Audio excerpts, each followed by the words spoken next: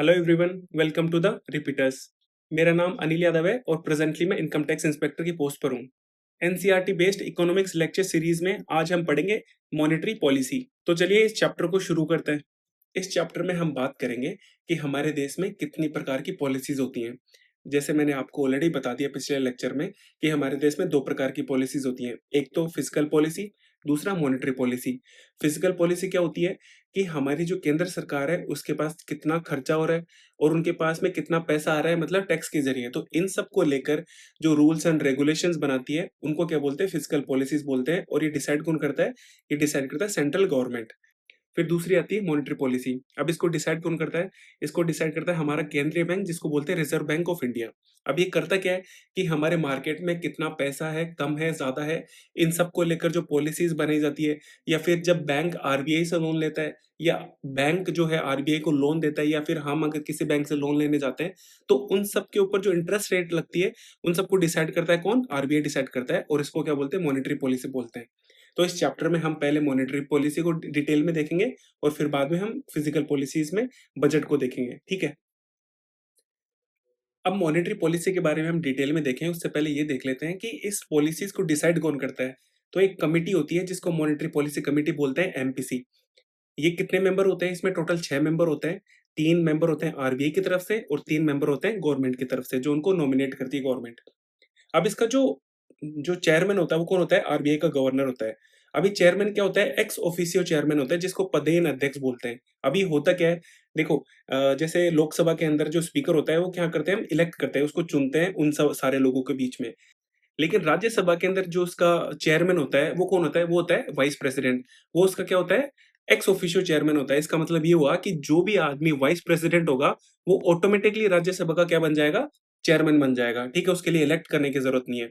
इसी प्रकार से ये जो मॉनेटरी पॉलिसी कमेटी है उसका जो चेयरमैन होगा वो कौन होगा? आरबीआई गवर्नर होगा। उसके लिए किसी को भी इलेक्ट करने की जरूरत नहीं है, वो ऑटोमेटिकली आरबीआई गवर्नर उसका चेयरमैन बन जाएगा। ठीक है। अब इसका जो वोट होता है वो कास्टिंग वोट होता है। अब कास्टिंग वोट क्या होता है कि जब कभी भी इक्वालिटी आ जाती है, मतलब कि 3, जैसे मान लिया कि 6 लोग हैं, ठीक है? 3 लोग अगर येस में बोल देते हैं और 3 लोग अगर नो में बोल देते हैं, तो यहाँ पर क्या हो गया?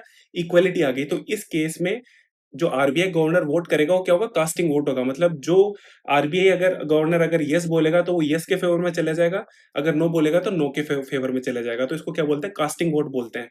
ठीक है। और ये क्या करते हैं? ये इंटरेस्ट रेट को फिक्स करते हैं। अभी इंटरेस्ट रेट कौन कौन सी होगी? जैसे रेपो रेट हो गया, रिवर्स रेपो रेट हो गया, और इसके अलावा और भी है, जैसे बैंक रेट हो गया, बेस रेट हो गया। तो इन सबको ये डिसाइड करती हैं। और इसमें डिसाइड ये करते हैं कि जो इन्फ्लेशन होना चाहिए वो कितना होना चाहिए। तो हमारी गवर्नमेंट ने फिक्स कर रखा है कि जो इन्फ्लेशन है वो ऑन एन एवरेज कितना होना चाहिए? 4% होना चाहिए। और इसकी जो रेंज है वो कितनी होनी चाहिए? +-2। मतलब मिनिमम 2% तक इन्फ्लेशन होना चाहिए और मैक्सिमम 6% तक इन्फ्लेशन होना चाहिए। अगर 6% से ज्यादा होता है तो आरबीआई ऐसे मेजर्स या ऐसे उपाय लेकर आती है जिससे इन्फ्लेशन को कम किया जा सके। ठीक है, तो आपको ये ध्यान में रखना है।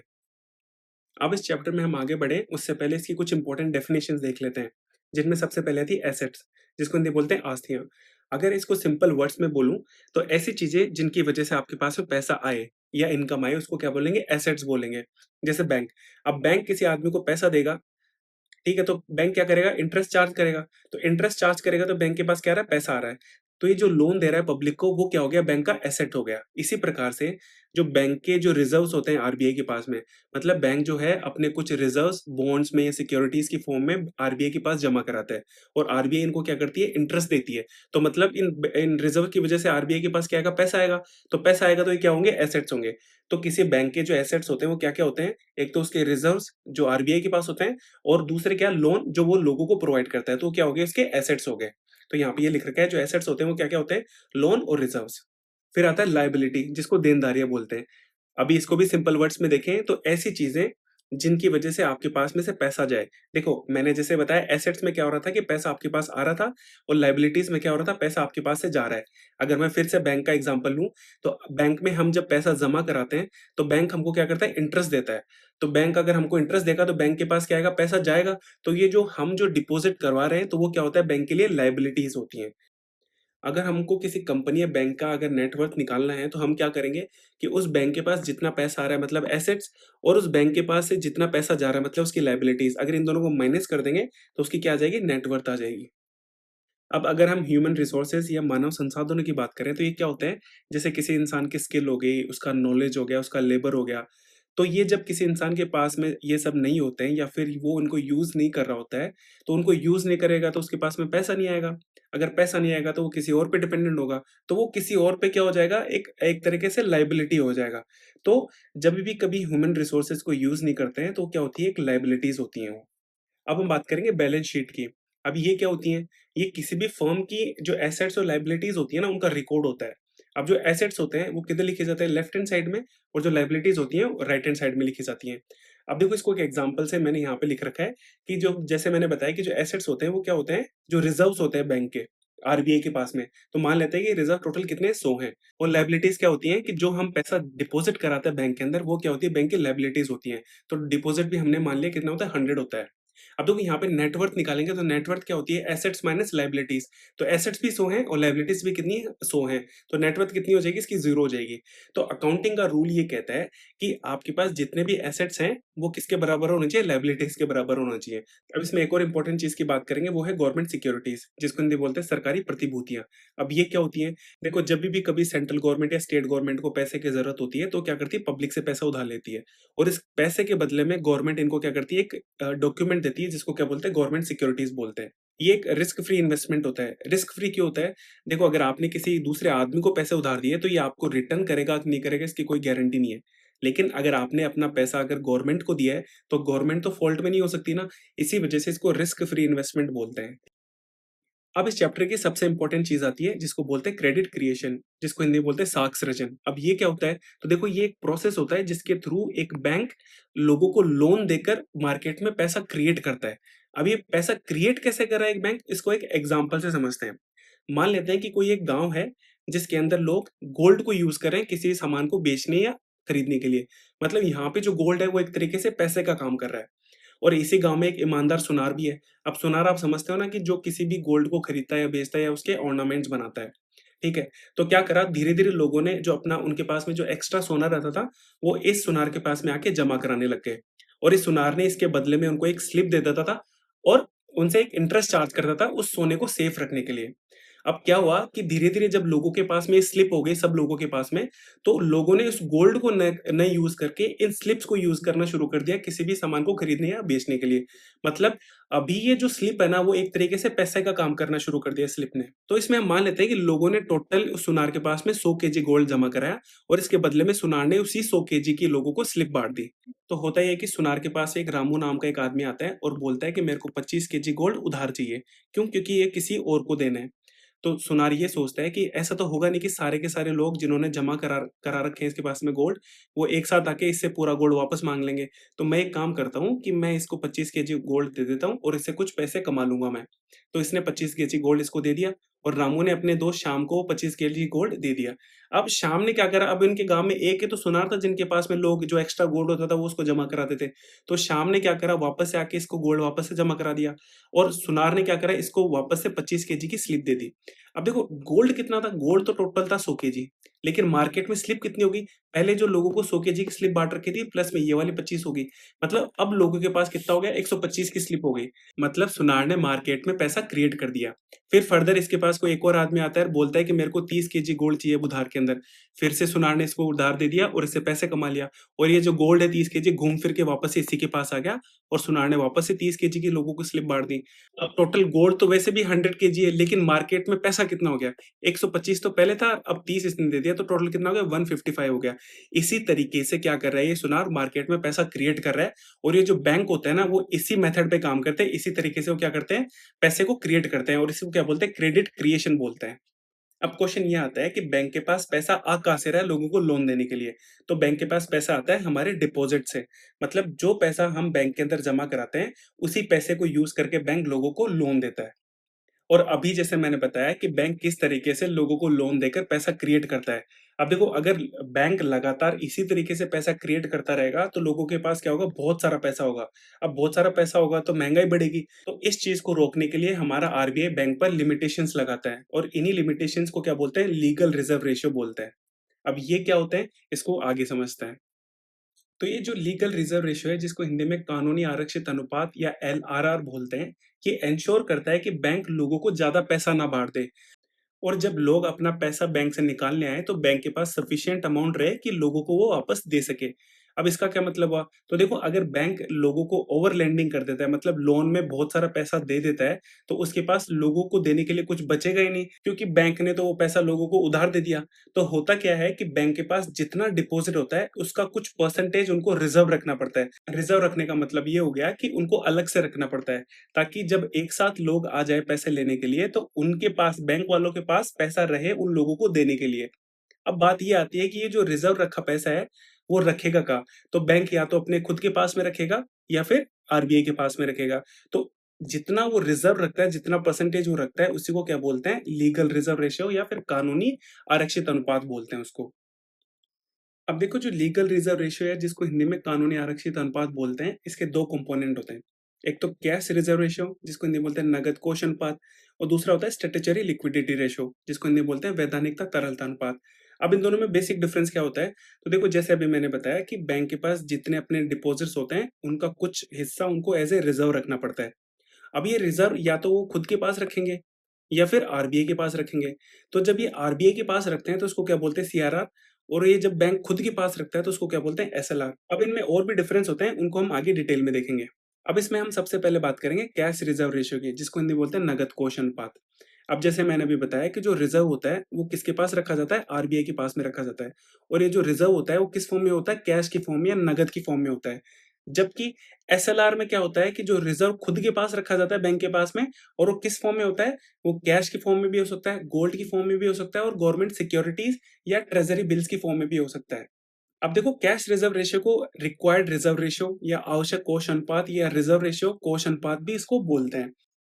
अब देखो, जैसे अभी मैंने बताया कि बैंक के पास जितना डिपॉजिट होता है, उसका कुछ परसेंटेज आरबीआई के पास में वो जमा कराता है सीआरआर की फॉर्म में।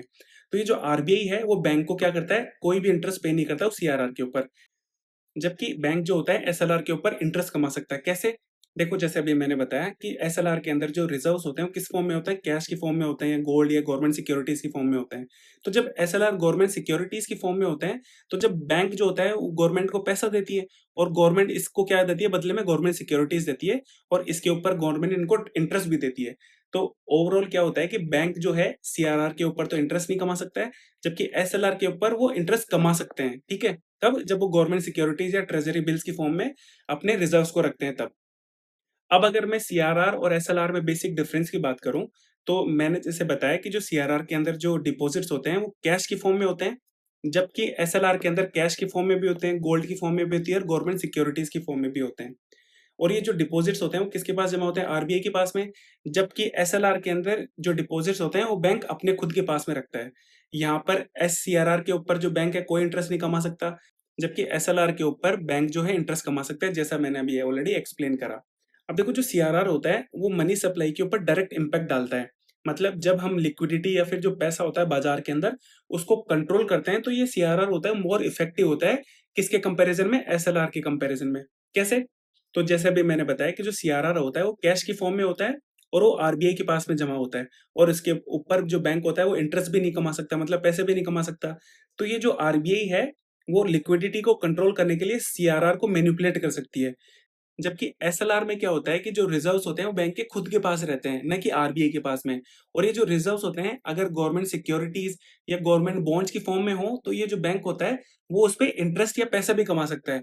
तो आरबीआई का इसके ऊपर इतना कंट्रोल नहीं होता है, इसी वजह से ये जो लिक्विडिटी को कंट्रोल करना हो, तो इस पे इनडायरेक्ट इम्पैक्ट डालता है, डायरेक्ट इम्पैक्ट नहीं डालता है। ये इनमें बेसिक डिफरेंस हो गया।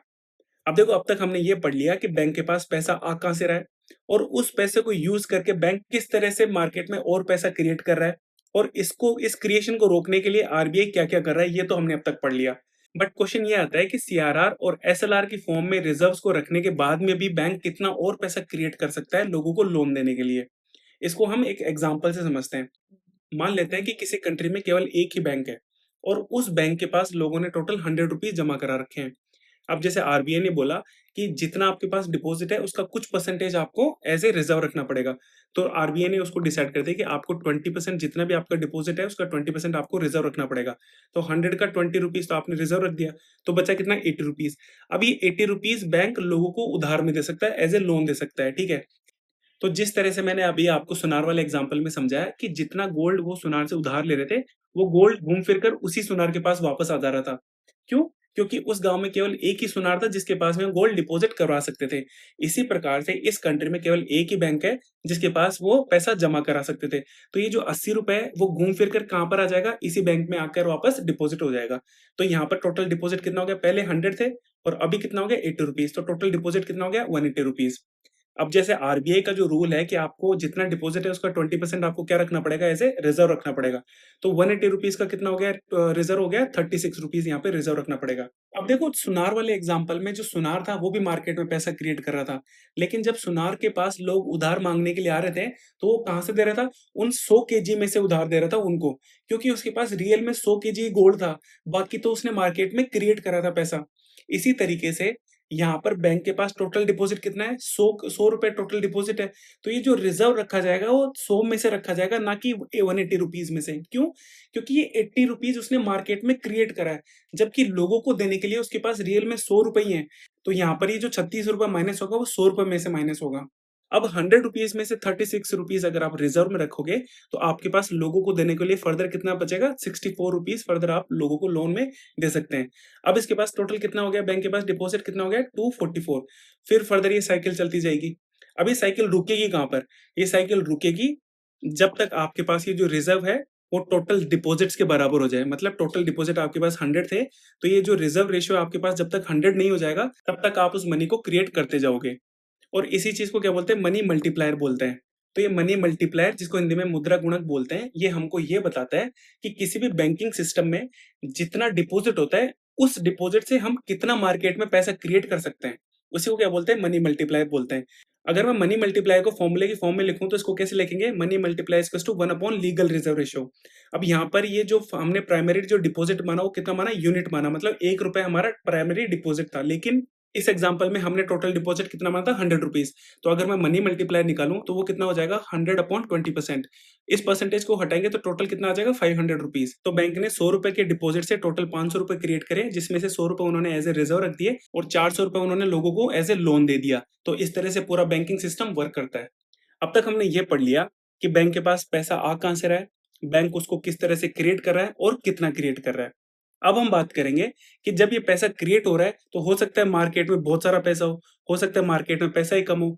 तो जो आरबीआई है, वो किस तरह से अपने टूल्स को यूज़ करके बैंक पर लिमिटेशंस लगा के मनी सप्लाई को मार्केट में कंट्रोल करता है, उन्हीं को पॉलिसी टूल्स बोलते हैं और ये 2 प्रकार के होते हैं। एक तो क्वांटिटेटिव जिसको हिंदी में मात्रात्मक उपकरण बोलते हैं और दूसरा होता है क्वालिटेटिव जिसको गुणात्मक उपकरण बोलते हैं हिंदी के अंदर।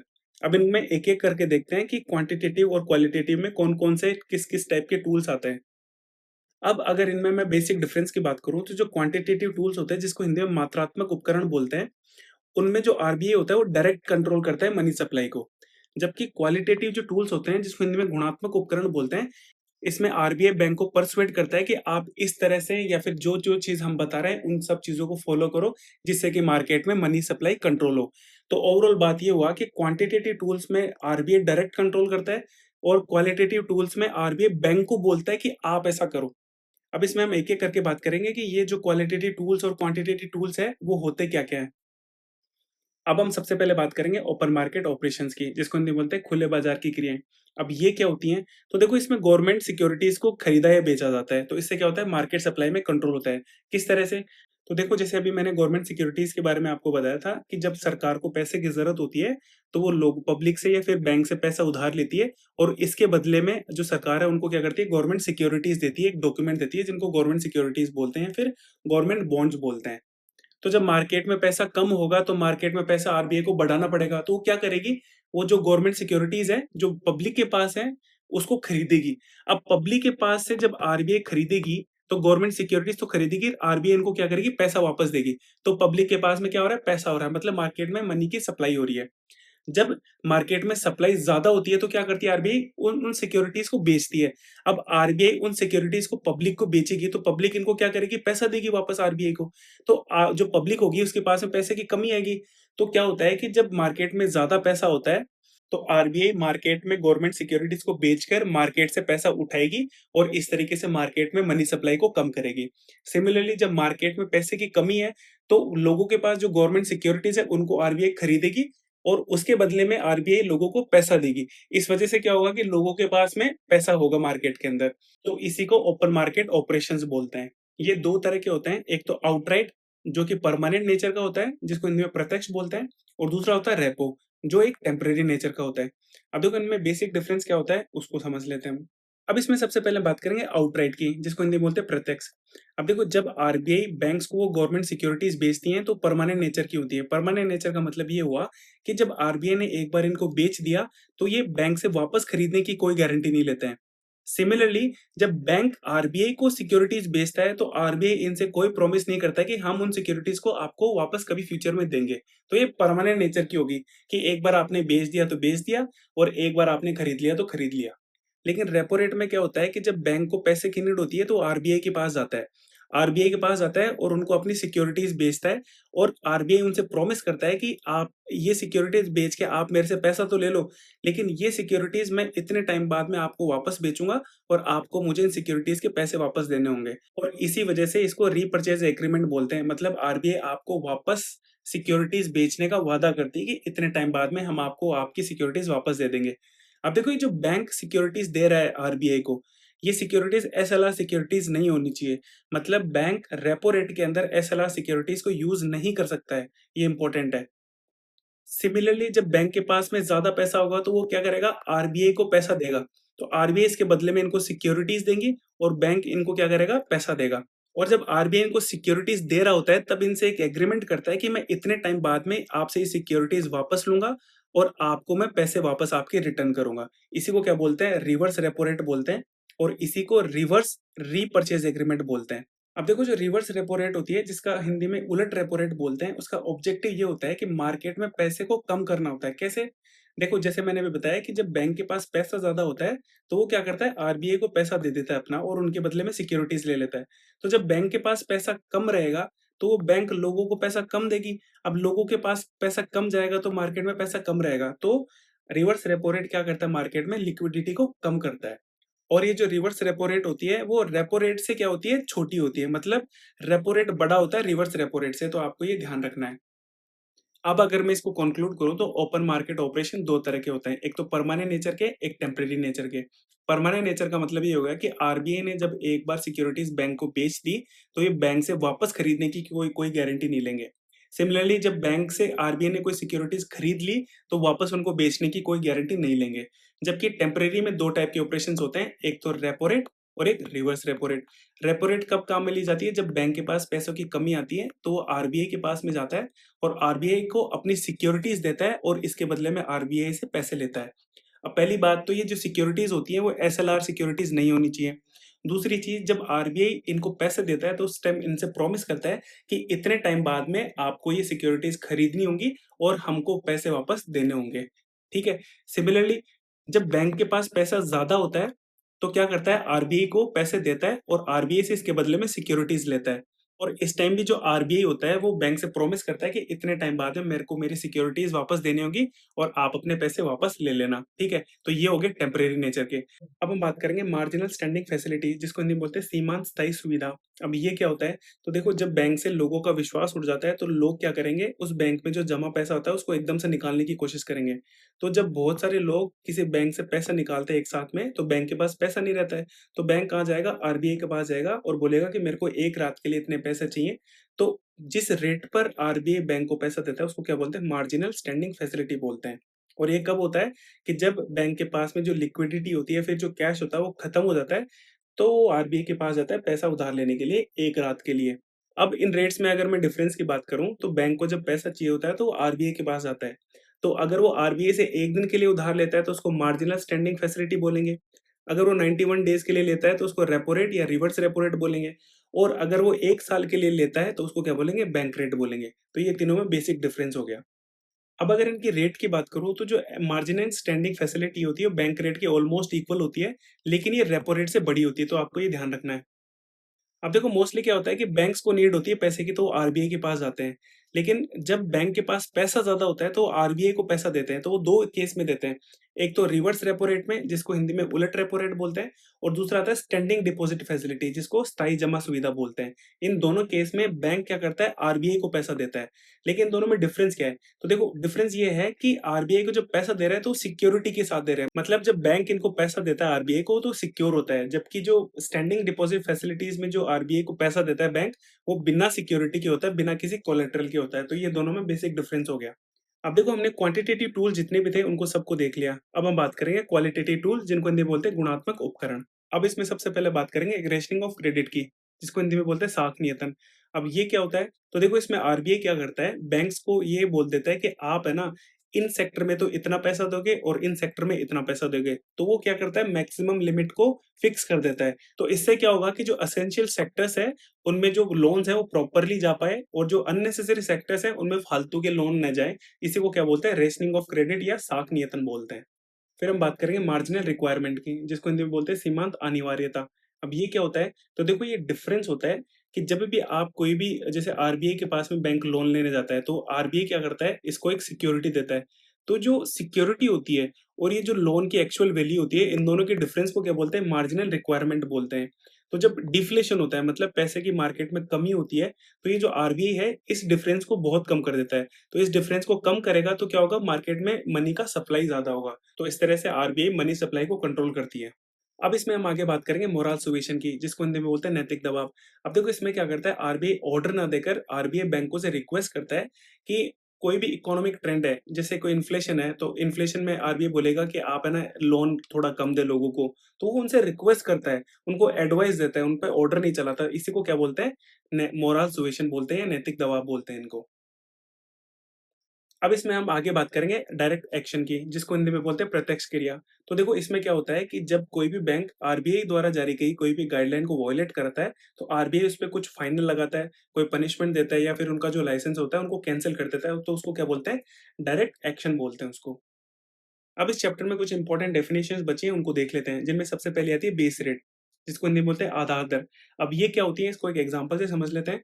मान लेते हैं कि 2 बैंक हैं और आप उन 2 बैंक में से लोन लेने जाते हैं, तो आप जब पहले के पास जाते हैं, तो आपको ये 5% इंटरेस्ट रेट चार्ज करता है। जब आप इसके पास जाते हैं, तो आपने बोला कि भई उस बैंक ने तो मेरे को 5% इंटरेस्ट चार्ज करा है, तो आप इससे कम करेंगे तो मैं आपसे लूँगा। तो उन्होंने बोला ठीक है कि आप 4.5% इंटरेस्ट चार्ज कर देना। फिर इस बैंक ने देखा कि भई ये तो इसके पास चला गया, तो इसने क्या बोला कि मैं 4.3 इंटरेस्ट रेट चार्ज करूँगा, आप मेरे पास आ जाइए। तो इस कॉम्पिटिशन को खत्म करने के लिए आरबीआई ने एक थ्रेशोल्ड लगा दी कि इसके नीचे आप है ना कोई भी लोन को नहीं दे सकते हैं इस इंटरेस्ट रेट से नीचे। तो उसी को क्या बोलते हैं, बेस रेट बोलते हैं, आधार दर बोलते हैं। अब यहाँ पर हम 2 चीज़ों की बात करेंगे, एक तो क्राउड इन और दूसरा क्राउड आउट, जिसको हिंदी में भी क्राउड इन और क्राउड आउट बोलते हैं। अब ये होते क्या हैं? तो देखो मान लेते हैं कि सरकार ने कहीं पर रोड बनाई। अब इस रोड बनाने की वजह से वहाँ पर जो प्राइवेट लोग हैं, उन्होंने वहाँ पे फैक्ट्री खोल दी, मॉल्स खोल दिए, या फिर कोई भी और अलग-अलग स्कूल खोल दी, कॉलेज खोल दी। तो क्या हुआ कि सरकार ने कहीं पे इन्वेस्ट करा, और उस इन्वेस्टमेंट के चलते जो प्राइवेट लोग हैं, उन्होंने भी उसमें इन्वेस्ट करा, तो उसको क्या बोलेंगे, क्राउड इन बोलेंगे। सिमिलरली जब सरकार ने पहले किसी प्रोजेक्ट में इन्वेस्ट करी थी, लेकिन फिर बाद में उसमें इन्वेस्ट करना बंद कर दिया, और इसको देखते हुए जो प्राइवेट इन्वेस्टर्स हैं, उन्होंने भी वहाँ से क्या कर दिया, इन्वेस्ट करना बंद कर दिया। तो उसको क्या बोलेंगे, क्राउड आउट बोलेंगे। तो ये हो गया इनमें बेसिक डिफरेंस। अब इसमें हमको ये लास्ट 2 डेफिनिशंस और देखनी है, जिसमें पहली है प्राइम लेंडिंग रेट। अब ये क्या होती है? तो ये वो मिनिमम इंटरेस्ट रेट होती है जिसके ऊपर बैंक अपने रिलायबल कस्टमर्स को लोन देता है, ठीक है? फिर आता है बैंक रन। अब देखो ये कंडीशन मैंने आपको ऑलरेडी बता दिया कि जब कभी भी ये रूमर्स फैल जाती है कि कोई भी बैंक है ना वो दिवालिया घोषित हो चुका है, तो लोग क्या करेंगे, उस बैंक से जो अपना पैसा जमा कराया हुआ है, उसको निकालने की कोशिश करेंगे एक साथ। तो उसी को क्या बोलेंगे, बैंक रन बोलते हैं। अब यहाँ पर हमारा चैप्टर होता है खत्म। Thank you.